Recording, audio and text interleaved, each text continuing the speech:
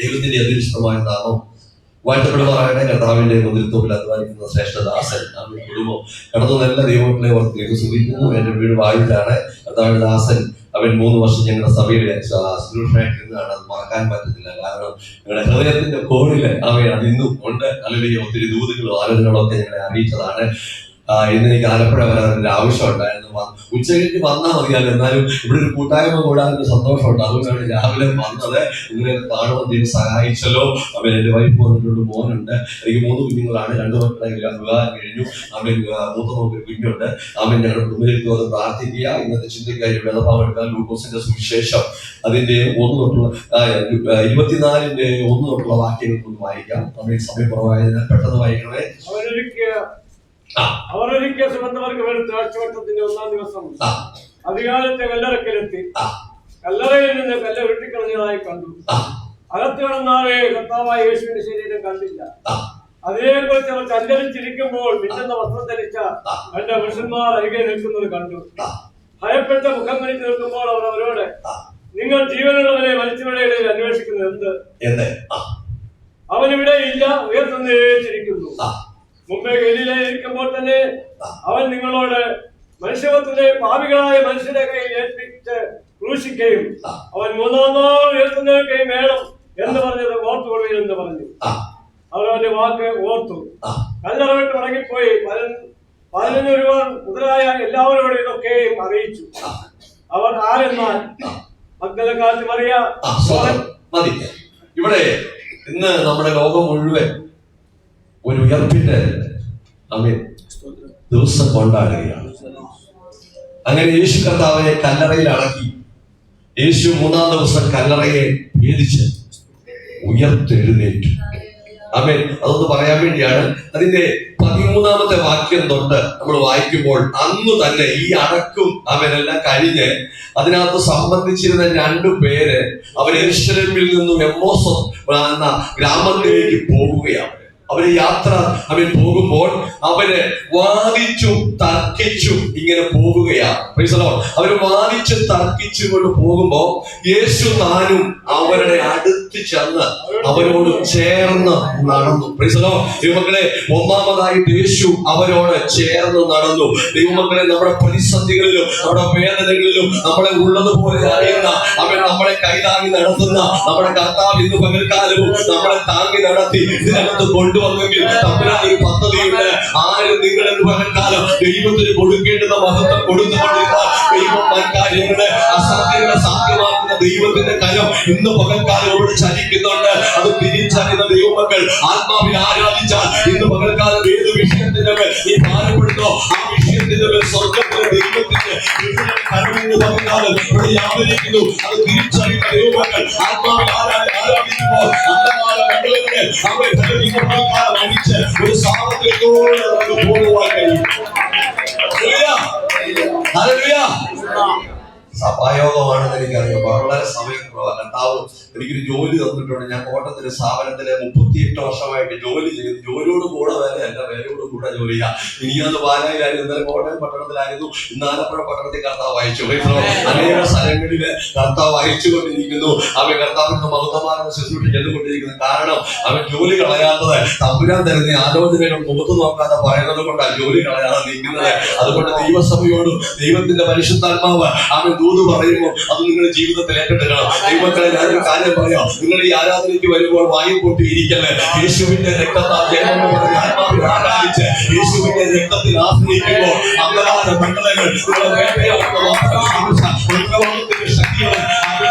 ശക്തികളെ ദൈവത്തിന്റെ പരിശുദ്ധാത്മാവ് ആത്മാവിൽ ആരാധിക്കുമ്പോൾ ആ അന്ധകാര മണ്ഡലങ്ങളെ അടിച്ചു മാറ്റുന്നത് കുടുംബത്തിന് സ്വസ്ഥതയില്ലാതെ സമാധാനമില്ലാതെ അദൃശ്യമായ ശക്തികൾ ആത്മാവിൽ കാണുകയോ എന്ന് പറഞ്ഞ് യേശുവിന്റെ രക്തത്തിൽ ആശ്രയിക്കുമ്പോൾ ആ ദൈവത്തിന്റെ പരിശുദ്ധാത്മാവിന്റെ പ്രവൃത്തി വെളിപ്പെടുന്നത് ആത്മാവിൽ ആരംഭിച്ചു. അതുകൊണ്ട് എല്ലാവരും യേശുവിന്റെ രക്തത്തിൽ ആശ്രയിച്ചുകൊണ്ടിരിക്കണം. യേശുവിന്റെ രക്തത്തിൽ ആശ്രയിച്ചാൽ ഒരു പ്രവാചകന് തന്നെ കൈവെക്കണ്ട. ഈ യേശുവിന്റെ രക്തത്തിന് മാത്രമേ പിശാചിന് പേടിയുള്ളൂ. നിന്നെ രക്ഷിച്ചത് യേശുവിന്റെ രക്തമാണ്. പൊന്നെ വെള്ളി അഴിഞ്ഞു പോകുന്ന വസ്തുക്കൾ കൊണ്ടല്ല, ക്രിസ്തുവിന്റെ ആ പുണ്യായ രക്തത്താല നമ്മളെ വീണ്ടെടുത്തത്. ആ യേശു ഇന്ന് പകൽക്കാലം നമ്മുടെ നടുവിൽ വന്നിട്ടുണ്ട്. Hallelujah, hallelujah. അതുകൊണ്ട് നിങ്ങൾ യേശുവിന്റെ രക്തത്തിൽ ആശ്രയിച്ചുകൊണ്ടിരുന്നോ, അവിടെ വിടുതൽ വ്യാപരിക്കും. ആ സ്വതന്ത്ര ദൈവങ്ങളെ ഒരു സൈഡ് പാരലൈസ് ആയിട്ടിരിക്കുന്നവര് ദൈവത്തെ ആരാധിച്ച് വിടുതലുകൾ കാണുന്നതാ. നമ്മളൊന്നും അറിയാതെ നമ്മുടെ ശരീരത്തിൽ നിന്ന് ആ രോഗാത്മാവിനെ അഴിച്ചു മാറ്റുവാൻ ദൈവത്തിന് കഴിയും. അവരുടെ കൂടെ ചേർന്ന് നടക്കുന്ന യേശു. പെട്ടെന്ന് വായിച്ചു, ബാക്കി വായിച്ചു. ഗ്രാമത്തിലേക്ക് പോവുകയും ഈ സംഭവിച്ചതിനെ കുറിച്ച് ഒക്കെ തമ്മിൽ സംസാരിച്ചുകൊണ്ടിരുന്നു. തർക്കിച്ചും കൊണ്ടിരിക്കുമ്പോൾ യേശു താനും അടുത്ത് ചെന്ന് അവരോട് ചേർന്ന് നടന്നു. ഒന്നാമതായിട്ട് ചേർന്ന് നടക്കുന്നു യേശു. അടുത്ത വാക്യം വായിക്കുമ്പോൾ അവർ തമ്മിൽ വാദിച്ചും തർക്കിച്ചുമായിട്ട് അവരുടെ ജീവിതത്തിൽ ഇപ്പോൾ ഒരു തർക്കമുണ്ടായിരിക്കുകയാ. ആ തർക്കത്തിൽ എന്റെ യേശു ഇടപെട്ടു. ഇന്ന് പകൽക്കാലം ഏതു വിഷയവുമായിട്ടാ ദൈവത്തിന്റെ പൈതലെ നീ പറഞ്ഞിരിക്കുന്നത്, ആ വിഷയത്തിൽ എന്റെ യേശു ഇന്ന് പകലിൽ ഇടപെടും. ആ രോഗത്തിന്റെ വിഷയത്തിൽ, ആ സാമ്പത്തികമായ വിഷയത്തിൽ എന്റെ ദൈവം ഇന്ന് പകൽക്കാലം ഇടപെടുമെന്ന് തിരിച്ചറിയുന്ന ദൈവമക്കൾ ആ വചനം ഏറ്റെടുത്ത് പ്രാർത്ഥിച്ചു. ദൈവത്തിന്റെ വൻകൈ അവൻ ഇന്ന് പകൽക്കാലം വൻകാര്യങ്ങളെ സാധിപ്പിക്കുവാൻ എന്റെ ദൈവത്തിന് കഴിയുമെന്ന് തിരിച്ചറിയുന്ന ദൈവമക്കൾ ആത്മാവിൽ പോരാടി ആരാധിക്കട്ടെ.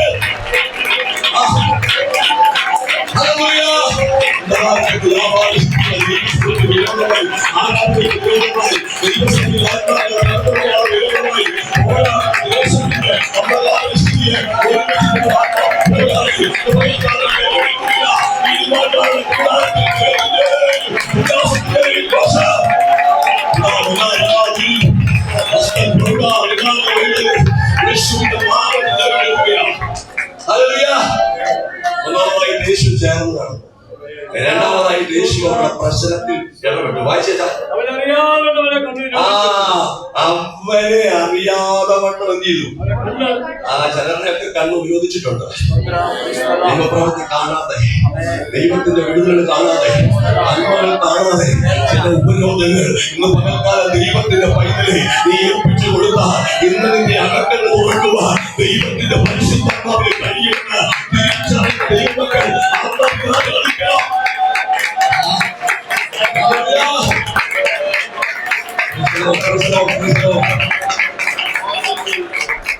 നമ്മളവർക്ക് വേണ്ടി കൈ കഴിക്കുമ്പോ ദൈവമക്കളെ ഒരു കാര്യം ഞാൻ പറയാം. നമുക്കെതിരെ മന്ത്രവാദങ്ങളും ആഭിചാരങ്ങളും അവര് മന്ത്രങ്ങൾ ചൊല്ലിയാ കിട്ടുന്നത്. ഇവിടെ വന്നിരുന്ന് യേശുവിന്റെ രക്തത്തിൽ ആശ്രയിച്ച് അന്യഭാഷയുള്ളവർ അന്യഭാഷയിൽ ആരാധിക്കുമ്പോ നീ അറിയാതെ തന്നെ നിനക്കെതിരെ കെട്ടിയ കെട്ടുകൾ നീവാ. ആമേൻ. ദൈവത്തിന്റെ പരിശുദ്ധാത്മാവ് ആ കെട്ടുകളെ അടിച്ചു മാറ്റി നിങ്ങളുടെ സാമൂഹ്യത്തോടെ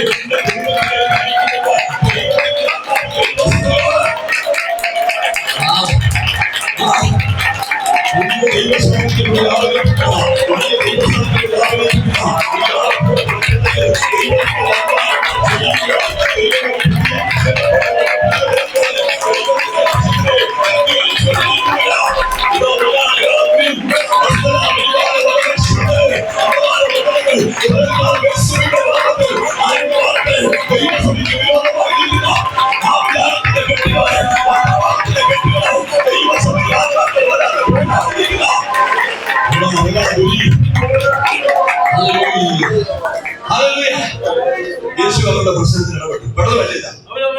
അവനവരോട് നിങ്ങൾ വഴി നടന്ന് തമ്മിൽ വാദിക്കുന്ന ഈ വിഷയമെന്ന് അവർ വാടിയ മുഖത്തോടെ നിന്നു.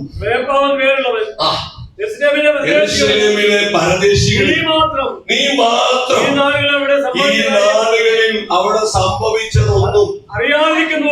ആരോടാ ചോദിക്കുന്നത്? ഇതെല്ലാം അനുഭവിച്ച യേശു. പലപ്പോഴും നമ്മൾ ചോദിക്കും, കർത്താവേ എന്റെ വേദന അറിയുന്നില്ലേ, എന്റെ സങ്കടം അറിയുന്നില്ലേ? അവൻ പലപ്പോഴും നമ്മൾ ചോദിക്കത്തില്ലേ? അവൻ യേശുവിനോട് ചോദിച്ചു. പാപ്പാക്കി വായിച്ചേ. ആ സ്തോത്രം. ഏതെന്ന് അവൻ അവരോട് ചോദിച്ചു. പറഞ്ഞത് ദൈവത്തിനും സകല ജനത്തിനും മുമ്പാകെ പ്രവൃത്തിയിലും വാക്കിലും ശക്തിയുള്ള പ്രവാചകനായ യേശു യേശുവിനെ കുറിച്ച് തന്നെയെന്ന് നമ്മൾ യോഗം കഴിഞ്ഞ് പോകുമ്പോ എന്താ പറഞ്ഞോണ്ട് പോകുന്നേ?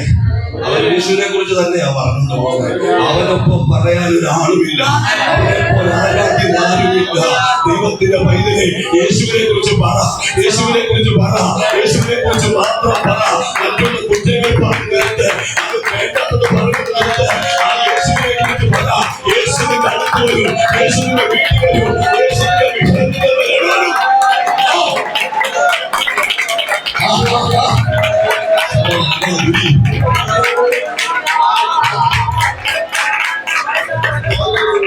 അപ്പൊ യേശു ഒന്നാമതായിട്ട് ചേർന്ന് രണ്ടാമതായിട്ട് അവരുടെ പ്രശ്നത്തിൽ ഇടപെട്ടു.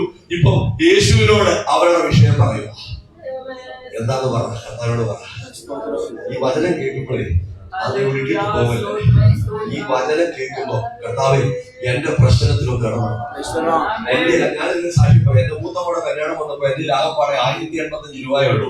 അന്നത്തെ സഭയിലെ പാസ്റ്റർ പ്രസംഗിച്ചറിയാമോ? പൗലൂസിനോട് ബർബരന്മാർക്ക് അസാധാരണമായ ദയ തോന്നി. കൈ കൈവച്ച് എന്റെ കർത്താവിൽ ദയ തോന്നണം. പെണ്ണിന്റെ അമ്മായി വരെ ദയ തോന്നി. അതാണ്ട് 9 ലക്ഷം രൂപ മുടക്കി കല്യാണം നടത്തി 5 പൈസ കടവില്ലാതെ വചനം ഏറ്റെടുക്കണം. ജീവനും ചൈതന്യമുള്ളതാ, ഇരുവഹിതനുള്ള വാഴ ദൈവത്തിന്റെ വചനം ഏറ്റെടുത്ത് ആരാധിച്ചാൽ അവിടെ വിടുതലുള്ളത്.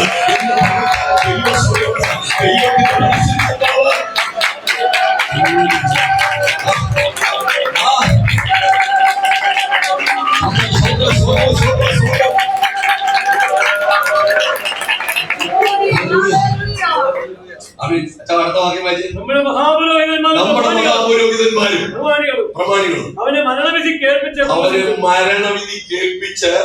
ക്രൂശിച്ചു. ഞങ്ങളോ അവൻ വീണ്ടെടുക്കുവാനുള്ളവരെന്ന് ആരോടാ പറയുന്നത്? യേശുവിനോടാ പറയുന്നത്. പക്ഷെ യേശുവിനെ കാണാതെ എന്ത് ചെയ്തിരിക്കുക? കണ്ണ് ഉപരോധിച്ചിരിക്കുക. ദൈവപ്രവൃത്തി കാണാതെ വണ്ണം, ദൈവത്തിന്റെ പ്രവൃത്തി, ദൈവശബ്ദം കേൾക്കാതെ വണ്ണം ചിലരുടെ കാതുകളെ അടച്ചിരിക്കുകയാ. ഇന്ന് പകരം നീ ആത്മാവിൽ ആരാധിക്കുമ്പോൾ ആ മേഖലകളിൽ ദൈവത്തിന്റെ പരിശുദ്ധാത്മാവ് തൊടുമ്പോൾ, ദൈവത്തിന്റെ പ്രവൃത്തി വെളിപ്പെടുമ്പോൾ, തിരിച്ചറിയുന്ന ദൈവങ്ങൾ ആത്മാവിൽ ആരാധിക്കുമ്പോൾ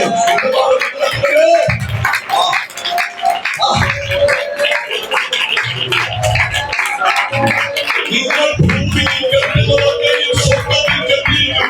നിങ്ങൾ ഭൂമിയിൽ അഴിക്കുന്നതൊക്കെയും സ്വർഗ്ഗത്തിൽ അഴിച്ചിരിക്കും. നിങ്ങളുടെ ആരാധനയിൽ ദൈവത്തിന്റെ ആത്മാവിൽ ഊതിപ്പിടിച്ച് പറയുക.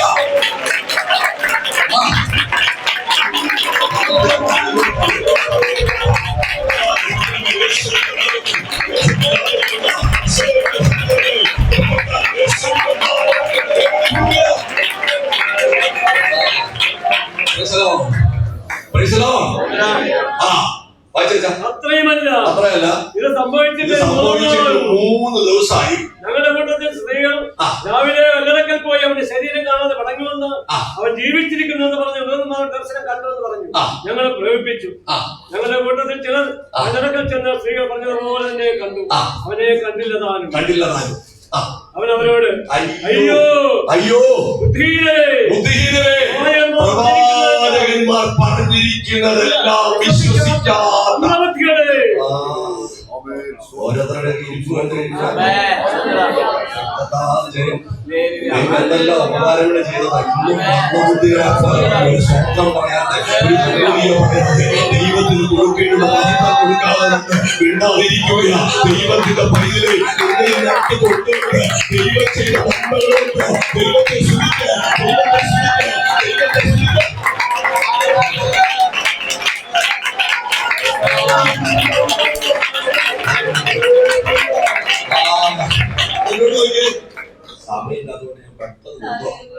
അപ്പം ഒന്നാമതായിട്ട് യേശു ചേർന്ന് നടന്നു. രണ്ടാമതായിട്ട് യേശു അവരുടെ പ്രശ്നത്തിൽ ഇടപെട്ടു. മൂന്നാമതായിട്ട് യേശുവിനോട് അവരുടെ വിഷയം പറഞ്ഞു. യേശു ഇപ്പം വചനം വ്യാഖ്യാനിച്ചു കൊടുത്തു. അവർ പോകുന്ന ഗ്രാമത്തോടടുത്തപ്പം ആമേൻ. എന്താ യേശു പറഞ്ഞറിയാമോ?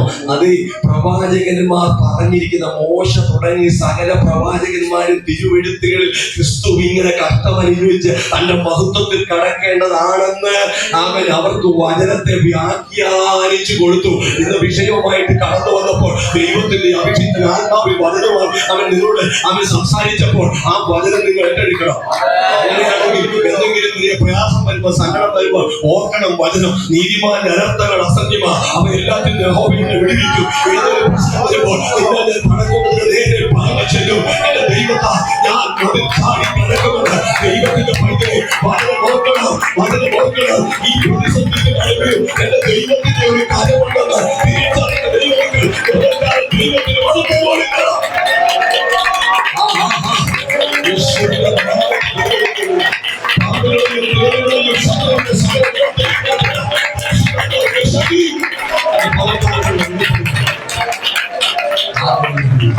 അങ്ങനെ യേശുവിനെ അവർ വീട്ടിലേക്ക് ക്ഷണിച്ചു. ഈ ആളെ വീട്ടിൽ കൊണ്ടുപോയാൽ കൊള്ളാമെന്ന് പറഞ്ഞു. യേശു അറിയുന്നില്ല കേട്ടോ. അവിടെ അവർ പറയുകയാണ്, അവൻ മുന്നോട്ട് പോകുന്ന ഭാവം കാണിച്ചു.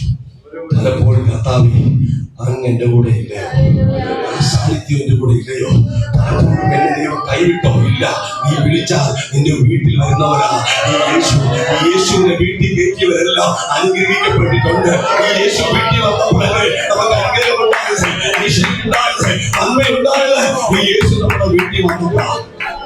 അവൻ വീട്ടിൽ ചെന്നു, അപ്പം എടുത്ത് വാഴ്ത്തി നുറുക്കി അവൻ അവർക്ക് കൊടുത്തു. ഉടനെ അവരുടെ കണ്ണ് തുറന്നു. ദൈവത്തിന്റെ പൈതലെ, ഇവരുടെ യാത്ര വാദവും തർക്കവുമായിട്ടാ. എന്നാൽ യേശു അവരോട് ചേർന്ന് നടന്നു. വചനം പറഞ്ഞത് അവർ ഏറ്റെടുത്തു. അവരിപ്പോ പിന്മാറ്റത്തിന്റെ അവസ്ഥയിൽ പോകേണ്ടവരാ. പക്ഷെ എന്ത് ചെയ്തു? അവരുടെ വീട്ടിൽ അപ്പം എടുത്ത് വാഴ്ത്തി നുറുക്കി വീട്ടിൽ കൂട്ടായ്മ ആരംഭിക്കുക. വീട്ടിൽ നിന്ന് ആരാധന ആരംഭിക്കണം. അവരുടെ വീട്ടിൽ ഉടനെ അവരുടെ കണ്ണു തുറന്നു. അവർ പറയാണ്, അതെ, അവൻ വഴിയിൽ നമ്മോട് സംസാരിക്കുമ്പോൾ നമ്മുടെ ഹൃദയം നമ്മുടെ ഉള്ളിലെത്തിയതു.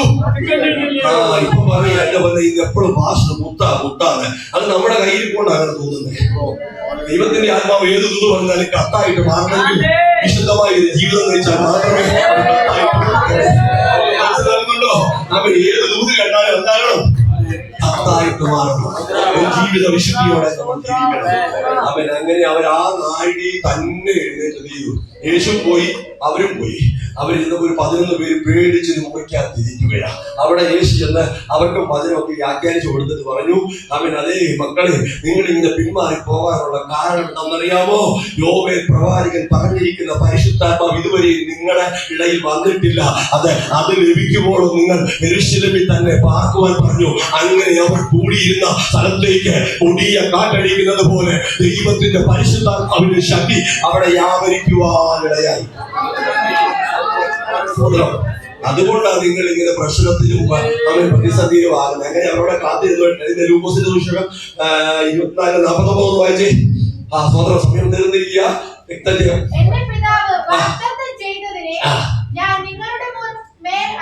അയക്കും. ശക്തി ധരിക്കുവോളും നഗരത്തിൽ പാർക്കുകയെന്ന് യേശു പറഞ്ഞു. അപ്പം യേശു പോകുക. സ്വർഗ്ഗാരോഹണം ചെയ്തതിന് മുമ്പാ പറയുന്നത്. അപ്പൊ യേശു ഇവരുടെ കൂടെ ഇവിടെ ഉണ്ടായിരുന്നു. പക്ഷെ യേശു തന്നെ ശിഷ്യന്മാരെ വിളിച്ചു പറയുന്നുണ്ട്, ഞാൻ പോകുന്നത് നിങ്ങൾക്ക് നല്ലത്. ഞാൻ പോയ ശേഷമോ പരിശുദ്ധാത്മാവ് എന്ന മറ്റൊരു കാര്യസ്ഥനെ എന്നേക്കും നിങ്ങളോട് കൂടെ ഇരിക്കേണ്ടതിന് ഞാൻ നിങ്ങളുടെ ഇടയിലേക്ക് അയക്കും. ആരാ? പരിശുദ്ധാത്മാവ് എന്ന കാര്യസ്ഥൻ. ആരാണ് ദൈവസഭ നയിക്കേണ്ടത്? ദൈവത്തിന്റെ പരിശുദ്ധാത്മാവാണ് ദൈവസഭയെ നയിക്കേണ്ടത്. ദൈവത്തിന്റെ മക്കളെ, വ്യക്തികൾക്ക് അവിടെ പ്രാധാന്യമില്ല. ആരാണ് ദൈവത്തിന്റെ സഭ നയിക്കേണ്ടത്? ആരാണ് ആരാധന ചെയ്യുന്നത്? ദൈവത്തിന്റെ പരിശുദ്ധാത്മാവാണ്. തിരിച്ചറിഞ്ഞ ദൈവമക്കൾ ദൈവത്തിന്റെ മക്കളിലേക്ക്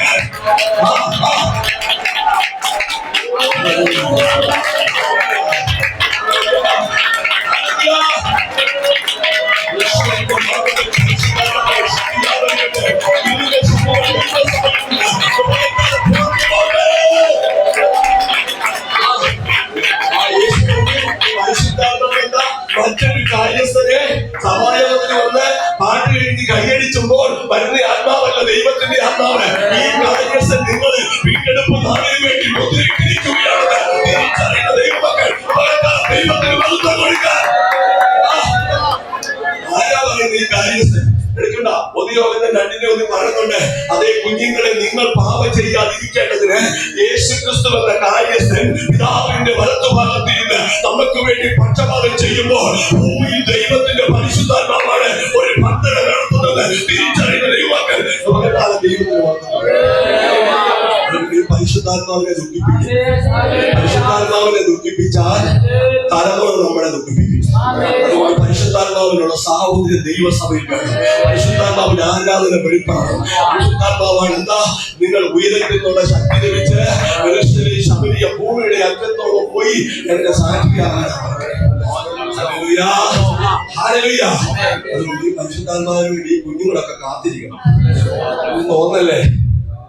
പണ്ടൊക്കെ നമ്മൾ ചോദിക്കുമായിരുന്നു, ഒരു പെണ്ണ് കാണാൻ ചെല്ലുമ്പോ എന്നാ സ്നാനപ്പെട്ടെ, എന്നാ അഭിഷേകം പ്രാപിച്ചേ? ഇന്ന് ചോദിക്കുന്നത് UK-ലാണോ?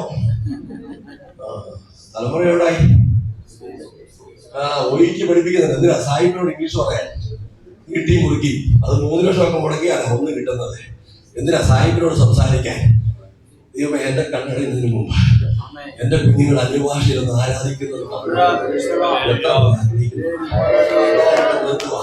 നമ്മളെ തന്നെ ശോഷണം ചെയ്യുക. പരിശുദ്ധാത്മാവിന്റെ സാഹോദര്യത്തോടെ ദൈവത്തെ ആരാധിക്കാം. ഓർമ്മ പ്രാർത്ഥിക്കുക. ഈ വചനങ്ങളാൽ ദൈവം എല്ലാവരെയും അനുഗ്രഹിക്കട്ടെ.